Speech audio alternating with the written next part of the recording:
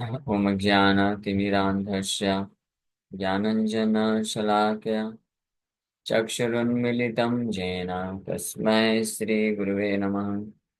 नमो विष्णुपादाय कृष्णप्रेष्ठाय भूतले श्रीमते भक्तिवेदान्तस्वामिन्निति नामिने। नमस्ते सारस्वती देवे गौरवाणी प्रचारिणे निर्विशेष शून्यवादी पाश्चात्य देश तारिणे नित्यानंद नमस्तुभ्यं प्रेमानंद प्रदायिने कलो कल्मषनाशाय जानवापते नमः। नमो महावदन्याय कृष्ण प्रेम प्रदायते कृष्णाय कृष्ण चैतन्य नामने गौरतुसे नमः। जय श्री कृष्ण चैतन्य प्रभु नित्यानंद श्री अद्वैत गदाधर श्रीवासादि गौर भक्तवृंद। हरे कृष्णा कृष्णा कृष्णा हरे हरे हरे राम राम राम हरे हरे। हरे कृष्णा। तो आप सभी भक्तों का हार्दिक स्वागत है आज के श्री हरिनाम ये चर्चा में। तो हम लोग चर्चा कर रहे हैं, ये ग्रंथ है श्री हरिनाम, श्रील भक्तिवेदांत ठाकुर के द्वारा हरिनाम के ऊपर एक प्रवचन दिया गया है। तो 10 नाम अपराध का ही वर्णन चल रहा था। कल तक हम लोग 8 नाम अपराध तक चढ़ना चर्चा की। 9वां 10वां नाम अपराध का वर्णन किया जा रहा है, जिसको हम लोग बहुत ही ब्रीफली चर्चा कर लेंगे, क्योंकि विस्तार से हम लोग ऑलरेडी चर्चा हरिनाम चिंतामणि ग्रंथ में कर चुके हैं। लेकिन फिर भी बार बार सुनना महत्वपूर्ण होता है, क्योंकि जितने बार हम इन विषयों के बारे में सुनते हैं, नाम अपराध क्या होता है, इससे क्यों बचना चाहिए, तो हम अपने आप को बचा सकते हैं। तो आगे बोल रहे हैं, जिन्हीं अश्रद्धान व्यक्ति प्रति हरिनाम उपदेश करें तिन्हीं नाम अपराधी। जो अश्रद्धालु व्यक्ति के को हरिनाम को उपदेश करते हैं, वो भी नाम अपराधी होते हैं। यानी जिनको श्रद्धा नहीं है, उनको हरिनाम के ऊपर उपदेश भी नहीं करना चाहिए।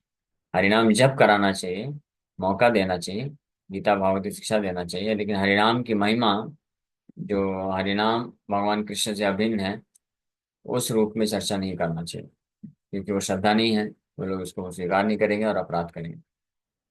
ये भी ध्यान रखना चाहिए। सुकर के सुकर के मुक्त फल दिले जेमना कौन कार्य है ना, केवल मुक्त फलेर अवमानाई है। तदरूप नामेर प्रति जहाँ देर उपयुक्त श्रद्धा उदित है नहीं, तहाँ दिग दिग के नामोपदेश करा नितांत अन्याय। उदाहरण दे रहे हैं भक्तों ठाकुर कि जिस प्रकार से मुक्ता फल यानी मोती upon sugar rake upon the swine like का, तो बोल रहे हैं कि जैसे कोई सूखा रखे मतलब तो शुगर होना चाहिए। Just as nothing is accomplished by casting pearls upon the swine, it is mere disrespect of the pearls. Similarly, it is extremely improper to instruct those in whom appropriate faith and respect toward the holy name has not arisen to chant that holy name. जैसे सुअर को मोती का हार पहनाने में केवल मोती के हार का अपमान होता है, उसी प्रकार से जो व्यक्ति भगवान के प्रति अगर श्रद्धा व्यक्त उत्पन्न नहीं किया जब तक, तब तक हरिनाम की महिमा को उसको देना भी उसी प्रकार से डिसरिस्पेक्ट है। One should only do that by which various living entities attain faith and respect towards the holy name. When faith and respect arise, instruct about the holy name. Those people considering themselves gurus instruct unfit persons about Lord Hari's holy name, fall down due to their offense to the holy name. हाँ, so यहाँ पे बोल रहे हैं कि अन्यान्य जीवेर जहाते हरिनाम में श्रद्धा है, तहाई करा कर्तव्य। जिनको श्रद्धा उत्पन्न हो गई है, नाम जप कर रहे हैं डेली, उनको हरिनाम को उपदेश देना चाहिए। श्रद्धा है ले नाम उपदेश करीबे, श्रद्धा उत्पन्न होने के बाद नाम उपदेश करना चाहिए। जे सकल लोग अपना दिग्गत गुरु अभिमान करत हा, आप पात्रे हरिनाम उपदेश करें, तहार नाम अपराध क्रमे अधा पतित हो।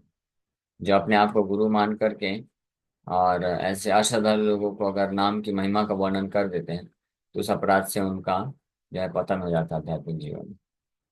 हाँ।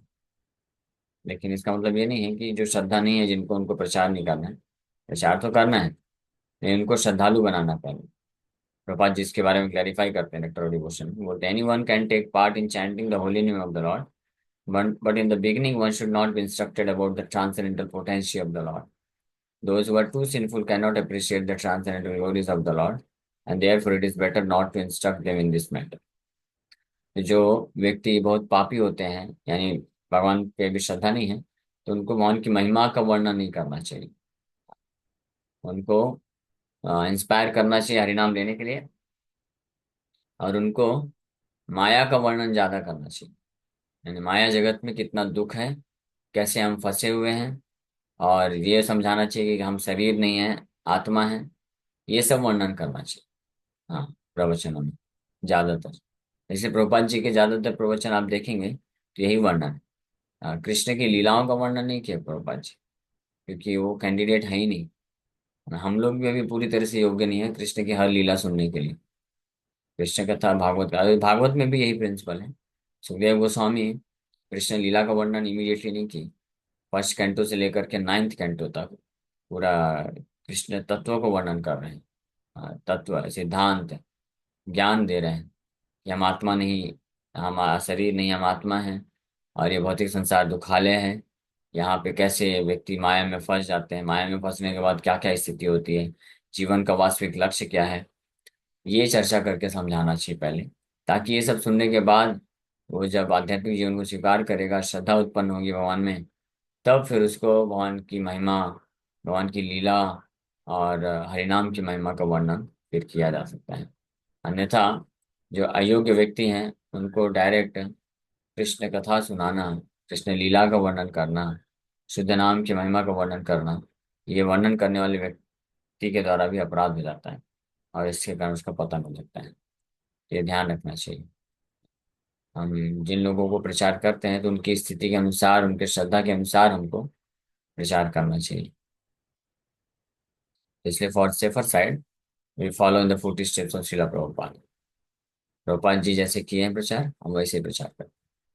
कहीं पे भी जाएंगे तत्व बताएंगे, ये भौतिक संसार में कैसे हम फंसे हुए हैं, माया कैसे कैसे यह प्रलोभन देती है, माया के प्रभाव कैसे कैसे होते हैं, कैसे व्यक्ति काम वासना में फंसता है, क्रोध में फंसता है, लालच में फंसता है, मत्सरता ईर्ष्या भाव रखता है, और इस प्रकार से भ्रमित होकर के देहात बुद्धि में रह करके केवल अपने जो अंतिम लक्ष्य, आध्यात्मिक लक्ष्य है कृष्ण को प्राप्त करना, कृष्ण के प्रति प्रेम उत्पन्न करना, इसको भूल जाता है। तो ये सब पहले हमको लोगों को गहराई से समझाना चाहिए, ताकि उनके हृदय में इच्छा तो उत्पन्न हो, माया जगत से, माया के बंधन से छुटकारा प्राप्त करके कृष्ण के बारे में जानने की तत्परता आनी चाहिए, कृष्ण के प्रति रिस्पेक्ट उत्पन्न होना चाहिए, और भगवान कृष्ण को भगवान करके स्वीकार करना चाहिए।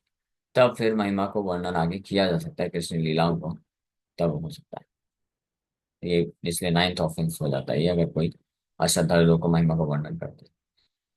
फिर आगे वर्णन कर रहे हैं, नामेर महात्म्य श्रवण करियाओ जहार तहाँ ते एकांतिकी श्रद्धा न करिया, अन्यान्य साधनोपाय रूप कर्म ज्ञानेर आश्रय त्याग न करें, तहाँ राव नाम अपराधी। कि नाम की महिमा को सुनने के बाद भी ऐसे भक्त, जो नाम की महिमा तो खूब श्रवण किए, लेकिन उसके बाद भी भगवान के नाम के प्रति, कृष्ण के प्रति एकांतिकी श्रद्धा, एक्सक्लूसिव फेथ और रिस्पेक्ट उत्पन्न नहीं हुआ है, नहीं उत्पन्न होता है, और इसके अलावा अन्य अन्य साधन उपाय रूप कर्म ज्ञानी आश्रय त्याग ना करें। जो अन्य अन्य जितने भी अन्य साधन हैं, कर्म और ज्ञान कांड इत्यादि, कर्म कांड के प्रति, ज्ञान कांड के प्रति अभी भी आसक्ति बनी हुई है, उसको त्याग नहीं कर पा रहे हैं, तो ऐसे लोग भी अपराधी होते हैं, नाम अपराधी कहलाते हैं। इसलिए ये आसक्ति को भी खत्म करना जरूरी है। अगर कोई हरिनाम के प्रति शुद्ध आश्रय लेना प्राप्त करना चाहता है, तो वो भगवान कृष्ण के चरण कमलों को छोड़ करके और अन्य कहीं आश्रय नहीं ले सकता है। ये बिल्कुल भी प्रमोट नहीं किया जा सकता है कि हाँ आप ठीक है, आप कृष्ण नाम भी जप करिए, साथ में अन्य जो व्रत होते हैं, कर्म कांड होते हैं, उनको भी करते रहिए, एक ही बात है, वो भी तो धर्म है ना। उनको डिसरिस्पेक्ट क्यों करना, कर्म कांड का भी डिसरिस्पेक्ट क्यों करना, डिसरिस्पेक्ट क्यों करना, उनका निंदा क्यों करना। नहीं, ये डिसरिस्पेक्ट और निंदा वाली बात नहीं है, ये कृष्ण के प्रति समर्पण, डेडिकेशन की बात है। कृष्ण के प्रति जो है एक्सक्लूसिव डिवोशन की बात। इफ समबडी, अगर कोई व्यक्ति वास्तव में एकांतिक कृष्ण का भक्त है, या एकांतिक, एकांतिक मतलब कृष्ण को ही समर्पण करना चाहता है, भक्ति प्राप्त करना चाहता है, then he must give up all other engagements. हाँ, तब उस व्यक्ति को निश्चित रूप में अन्य सभी व्रतों को, कर्मकांड के कार्यों को त्याग देना चाहिए। इसीलिए वो बहुत बड़े बाधक होते हैं। कर्मकांड, ज्ञान कांड, विषय भांड, इसीलिए बोले हमारे वैष्णवाचार्य, ये निंदा करने का भाव नहीं है। वो विष किसके लिए है? भगवान कृष्ण के प्रति शुद्ध भक्ति को विकसित करने के लिए विष है। उस भक्त के लिए विष है, उसको उसको विष नहीं बोला जा रहा है, वो विष है। वो अपनी जगह पे सही है। It's just like, very simple example, कई बार बताया मैं, लेकिन फिर भी बता देते हैं, लोगों को कंफ्यूजन होता रहता है, डाउट होता रहता है कि अन्य देवी देवताओं को या कर्मकांड को को त्याग करने को क्यों बोलते हैं बार बार। ये उसी प्रकार से है, जैसे मान लीजिए कोई माँ बाप हैं, उनके बच्चे हैं, तो अब माँ बाप के भाई बहन भी होते हैं, चाचा चाची, मामा मामी, ये सब भी होते हैं। तो उनका आपस में सबका अच्छा संबंध है। लेकिन जब माँ बाप बोलते हैं अपने बच्चे को कि आप जो है, आपको कुछ भी जरूरत है आप हमसे मांगो, आप मामा के पास क्यों जाते हो, चाचा के पास क्यों जाते हो, हम नहीं दे सकते क्या आपको? अगर ऐसा बोला जाए तो इसका मतलब क्या ये है कि जो माँ बाप हैं, या जब उनको बोला जाता है ऐसा, तो ये उनके चाचा या मामा के प्रति डिसरिस्पेक्ट है, निंदा करना हो? नहीं, ये नहीं होता है भाव। भाव क्या है कि अगर जो बच्चे हैं, उनको पूर्ण रूप से अपने माँ बाप के प्रति शरणागत होना चाहिए, उन पे निर्भर होना चाहिए, क्योंकि वही पालन पोषण कर रहे हैं ना। तो उनका आज्ञाकारी बनना चाहिए। अन्य किसी के पास जाके मांग, सबका रिस्पेक्ट कर सकते हैं, लेकिन माँ बाप के थ्रू जाना चाहिए, माँ बाप को ही मांगना चाहिए, पूछना चाहिए, इंडिपेंडेंटली नहीं। यहाँ तक कि अच्छे बच्चे तो उनको बोला जाता है कि अगर कोई अन्य रिलेटिव या चाचा चाची है, मामा मामी है, कोई आकर के कुछ ऑफर करे उस बच्चे को कि हम आपको ये देना चाहते हैं, तो बच्चे को जाके माँ बाप से पूछना चाहिए कि हमारे चाचा जी या मामा जी ये बोल रहे हैं कि वो हमको ये देना चाहते हैं, तो मैं ले लूँ क्या? तो माँ बाप बोलेंगे हाँ ठीक है ले लो। हाँ, मना नहीं करेंगे, लेकिन ये दायित्व है ना। तो ये डिसरिस्पेक्ट वाली बात नहीं। उसी प्रकार से अन्य जितने भी देवी देवतागण हैं, वो सब भगवान के अंश हैं, भगवान के दास हैं, भगवान के भक्त हैं, लेकिन वो पोजीशन होल्डर है, इसलिए। और अन्य जितने भी शास्त्र है, कर्मकांडी शास्त्र है, वो भी वेद व्यास जी ही लिखे हैं, भगवान कृष्ण के आदेश पे ये सब आया है। लेकिन भगवान नहीं चाहते हैं कि उनका जो भक्ति मार्ग में है, शुद्ध भक्ति प्राप्त करना चाहता है, तो भगवान नहीं चाहते हैं कि उसका वो कोई पालन करे। इसलिए अर्जुन को स्पष्ट दूसरे अध्याय के 44 नंबर श्लोक में, 44 या 43 नंबर श्लोक में स्पष्ट बोल दिया अर्जुन को, त्रैगुण्य विषया वेदा निस्त्रैगुण्य भवार्जुन। ये जो विषय वैदिक शास्त्र है, कर्म कांड है, इसमें बहुत सारे, वो 3 गुणों से भरे पड़े हैं। उस निस्त्रय गुण्य भव अर्जुन, उन 3 गुणों के ऊपर उठो, यानी इन वैदिक कर्मकांडी कार्य को त्यागो अर्जुन। तो भगवान कृष्ण 15वें अध्याय में बोलते भी हैं कि सारे वैदिक शास्त्र मैंने ही रचना करवाए, और सारे वैदिक शास्त्रों का मुख्य उद्देश्य मुझे ही जानना है। तो भगवान ही रचना करवाए हैं और उद्देश्य भी बताए, लेकिन भगवान अर्जुन जैसे भक्तों को भी मना भी करते हैं कि उस सबको पालन नहीं करना है। कर्मकांड को भी त्याग देना चाहिए, और ज्ञान कांड यानी इस संसार से मुक्ति प्राप्त करने की जो इच्छा है, मोक्ष है, उसको भी त्याग देना चाहिए। तो जो व्यक्ति इस प्रकार से अन्य शुभ सकाम कर्मों में भी, कर्म कांडों में भी आसक्त रहता है, हरिनाम की महिमा को सुनने के बाद भी, भगवान कृष्ण के नाम का जप करने के बाद भी, तो वो भी नाम अपराधी की कैटेगरी में आता है, यानी वो भी शुद्ध नाम नहीं पहुंच सकता है जब तक अन्य आश्रय नहीं छोड़ता है। तो those who even after hearing the glory of the holy name not maintaining exclusive faith and to respect towards the holy name, do not abandon taking shelter of various spiritual practices such as karma or jnana, are also offenders unto the holy name। ये भी offender होते हैं। अहम ममादि परमा अहंत ममता च आदि शब्देन विषय भोगादिकं चैव परमं प्रधानम, न तु नाम ग्रहणम यस्य तथा भूतः स्यात् स्वपि अपराध कृत। इसको अहम ममता का भाव बोला गया, आसक्ति का भाव बोला गया, जिसके कारण भोग आदिकम, भोग इत्यादि प्राप्त करने की इच्छा से वो अन्य अन्य साधन का आश्रय लेता है, तो इसको भी अपराध कह के बताया गया। फिर फाइनली बोल रहे हैं, एवं विध 10 प्रकार नाम अपराध वर्जन करिते ना पारिले हरि नाम उदित है न। इस प्रकार के जो पिछले चर्चा किया गया 10 विध है नाम अपराध। इस प्रकार के 10 विध है, जो 10 नाम अपराध हैं, इसको अगर कोई वर्जन नहीं कर पाएगा या नहीं करता है, इफ वन इज अनेबल, ना पारिले मतलब इसको त्याग नहीं कर पा रहा है, तो हरि नाम उदित है ना, तब वो भूल जाए कि हरि नाम शुद्ध नाम है, नहीं उसके हृदय में उदित होगा। वो फिर नाम जब भी करता रहेगा तब भी उदित नहीं होने वाला है, जब तक ये 10 नाम अपराध को वो वर्जन नहीं करता है, तो तब तक। So, वर्जन मात्रे ये नामाभास हैया ठाके। और जैसे ये 10 नाम अपराधों को त्याग देता है, इमीडिएटली नामाभास मिल जाता है, नामाभास की स्थिति में पहुंच जाता है। नामापराध से नामाभास यानी रिफ्लेक्शन मिलने लग जाता है हरि नाम का।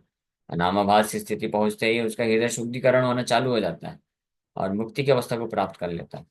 वर्जन मात्रे, वर्जन करने मात्र से, नामाभास हैया ठाके। नामाभासे पापक्षय है। और जैसे इस नामाभास की स्थिति में पहुंचता है तो उसका पाप पूरा नष्ट हो जाता है। पापक्षय है ले श्रद्धा है। और जैसे पाप नष्ट होता है, श्रद्धा उत्पन्न हो जाती है नाम के ऊपर, कृष्ण के ऊपर, इमीडिएटली। एंड श्रद्धा है ले यथार्थ नाम रसेर उदय है। और जैसे श्रद्धा आ जाती है, श्रद्धा के अनुसार, यथार्थ श्रद्धा के अनुसार नाम रस उसके हृदय में उत्पन्न होने लग जाता है। जिसको 100% श्रद्धा है हरिनाम में, तो 100% हरिनाम का रस जो है उत्पन्न हो जाता है। यही जन्य शास्त्र नामाभाष्य रोय महात्मा कीर्तिता हयाचे। इसीलिए शास्त्र में नामाभास जप की महिमा का वर्णन किया गया है।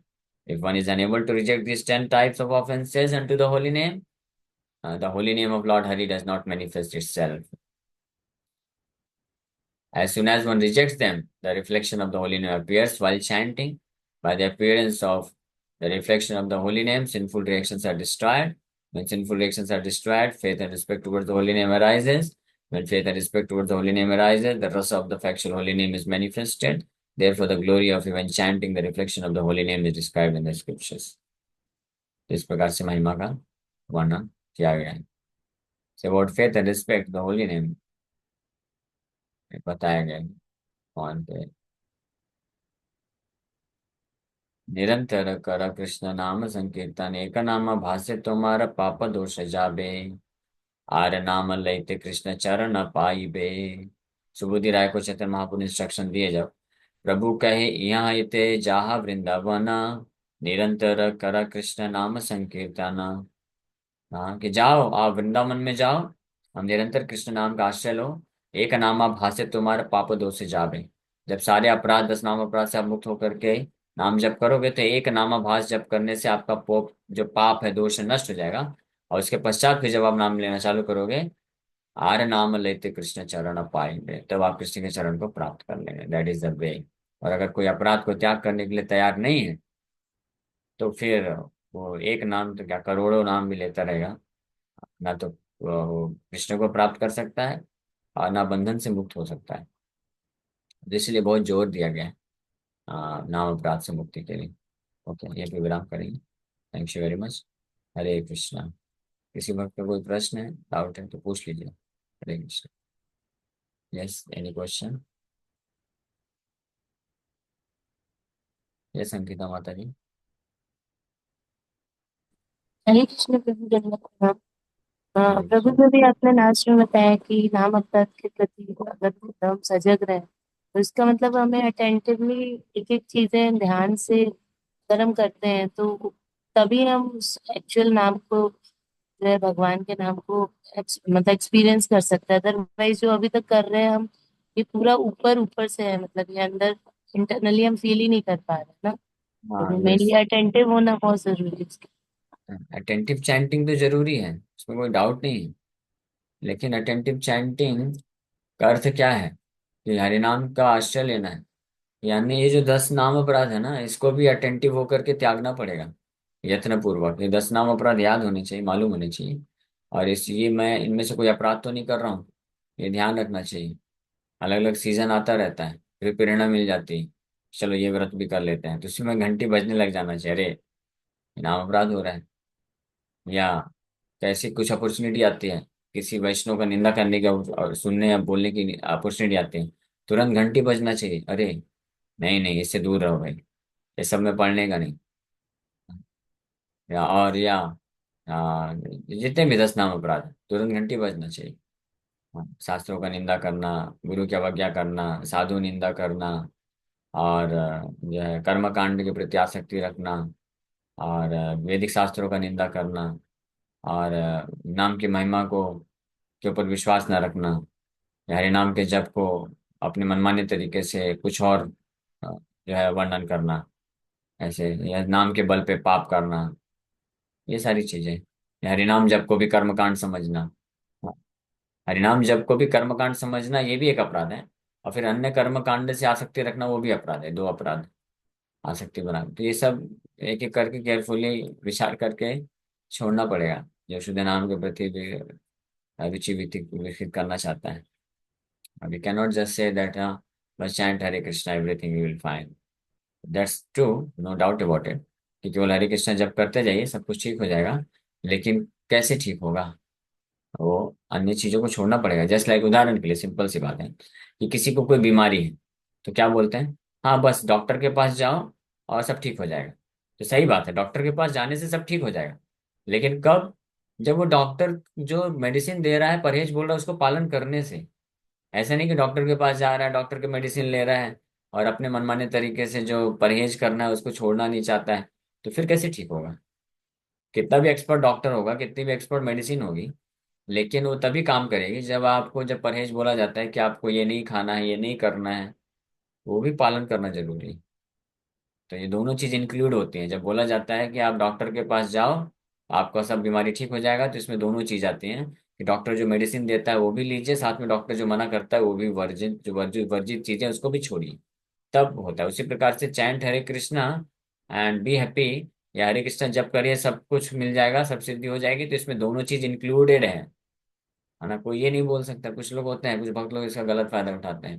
बोलते हैं भगवान तो बोले हैं, महाप्रभु तो बोले हैं, केवल हरिनाम करो यह इतने सर्व सिद्धि है तुम्हार, हरिनाम जप करो आपके सर्व सिद्धि मिल जाएगी। तो बात सही है, लेकिन उसको समझना चाहिए गहराई से, इसका मतलब क्या है। इसका मतलब है कि दोनों चीज उसमें इंक्लूड होती है, कि हरिनाम भी करिए, और हरिनाम को जप करने में, हरिनाम के प्रति अपराध करने वाले जो कारक हैं, फैक्टर्स हैं, उसको वर्जन भी करना है। हाँ, नहीं तो ऐसे कैसे हो सकता है? हरिनाम प्रभु हैं, मास्टर हैं, तो उनका आश्रय लेने से सर्व सिद्धि होगी। लेकिन वो व्यक्ति कैसे सिद्धि प्राप्त करेगा जो हरिनाम के प्रति अपराध कर रहे हैं? तो कैसे सिद्धि प्राप्त करेगा? उसको डिले लगेगा, बहुत टाइम लगेगा। और टाइम लगेगा मतलब, वो अपराध से जब तक मुक्त नहीं हो जाएगा तब तक वो पूर्ण सिद्धि नहीं प्राप्त कर सकता। ये बहुत carefully one has to avoid it. Yes. Next question, Lalita Mata ji. हरे कृष्णा, प्रणाम प्रभु जी। आवाज आ रही है हमारी? आ रही, आ रही। प्रभु जी, आप अभी मंदिर में हैं क्या? हाँ, मंदिर में हूँ। प्रभु जी, मैं आ रही हूँ अभी, आप मिल सकते हैं? नीरू माता जी भी हमारे साथ। अच्छा ठीक है, कितने बजे तक आ रही? अभी प्रभु जी 1 घंटे में यहाँ से निकलेंगे। अंधेरी में है अच्छा। हम लोग। हाँ ठीक है, तो मैं टेम्पल हॉल में मिलूंगा डायरेक्टली आपको, ठीक है, 10:30 ठीक। 11 बजे तक टेम्पल हॉल में। ठीक है प्रभु जी। हरे कृष्ण, प्रणाम। यस अंकिता हाँ, माता जी। हरे कृष्ण प्रभु, दंडवत प्रणाम प्रभु। एक चीज जैसे आपने कहा ना, अपराध के प्रति अटेंटिव होना, तो एक चीज और पूछनी है। जैसे अगर हम थोड़ा थोड़ा अभी अवेयर हो रहे हैं कि भक्ति में बढ़ने के लिए क्या क्या चीजें छोड़ना चाहिए और क्या अडॉप्ट करना चाहिए, तो जैसे कुछ लोग नॉनवेज खाते हैं जो नोन में है, ऐसा पता चलता है, और हम उनको मना करते हैं क्योंकि भक्ति में सात्विक भोजन जरूरी है।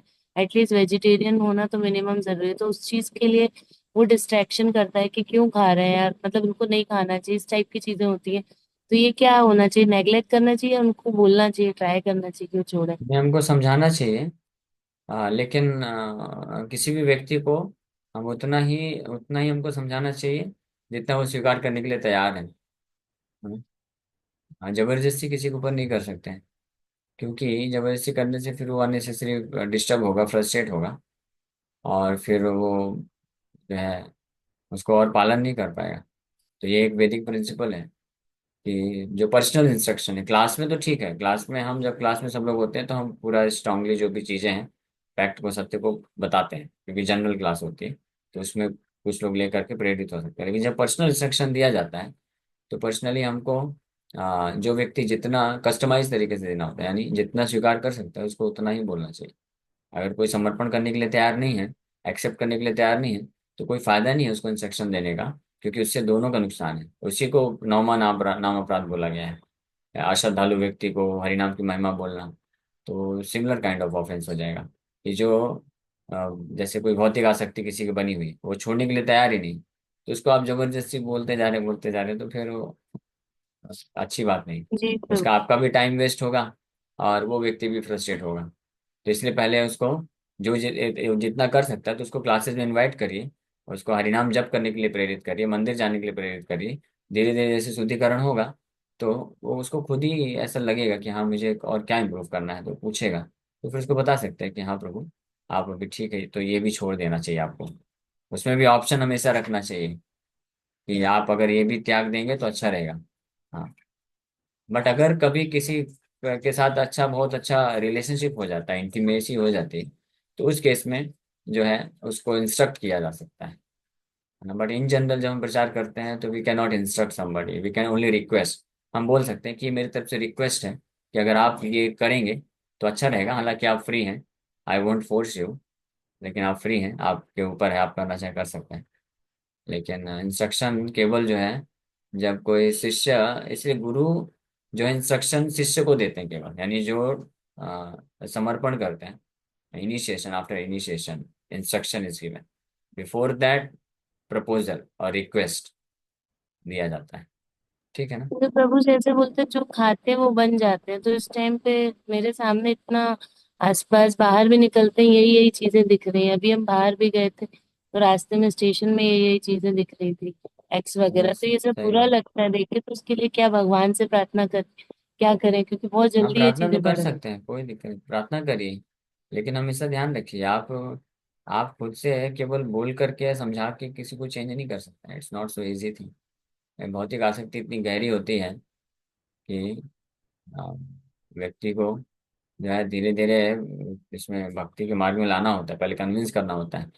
क्या छोड़ना है वो सेकेंडरी प्रोसेस है, मतलब है important, very very important, because जब तक भौतिक आसक्ति कोई छोड़ेगा नहीं, तब तक वो कृष्ण को प्राप्त कर नहीं सकता, भूल जाए। लेकिन शुरू में हम प्रचार करते हैं तो हमको पहले तत्व बताना चाहिए, प्रिंसिपल बताना चाहिए कि क्या हमारे जीवन का लक्ष्य है, संसार में कितना दुख है, और दुख से कैसे मुक्त हो सकते हैं कृष्ण का आश्रय लेके, ये सब। शुरू में फोकस ये नहीं करना चाहिए कि आप नॉनवेज छोड़ दो, शराब छोड़ दो, ये आसक्ति छोड़ दो मत बोलिए शुरू में। नहीं तो लोग छोड़ देंगे सच में, किसको, आपको छोड़ देंगे उसको नहीं छोड़ेंगे। हाँ। शुरू में प्रचार करना चाहिए, उनको तत्व समझाना चाहिए, मेक देम इंटेलिजेंट। उनको ऐसा बुद्धिमान बनाइए कि वो खुद ही डिसाइड करे कि yes this is nonsense, I should give it up. या अगर उसको त्याग नहीं कर पा रहे, तो फिर आपके पास आएंगे, वो बोलेंगे बताओ, मैं, आपने बताया सही बात है, जीवन का लक्ष्य तो ये है, कृष्ण को प्राप्त करना है, और लेकिन मेरे जीवन में ये सब बाधाएं आ रही है, मैं इससे कैसे निकलूं। तो फिर आप उसको इंस्ट्रक्शन दे सकते हैं, बोल सकते हैं कि हाँ आप ये कार्य करो।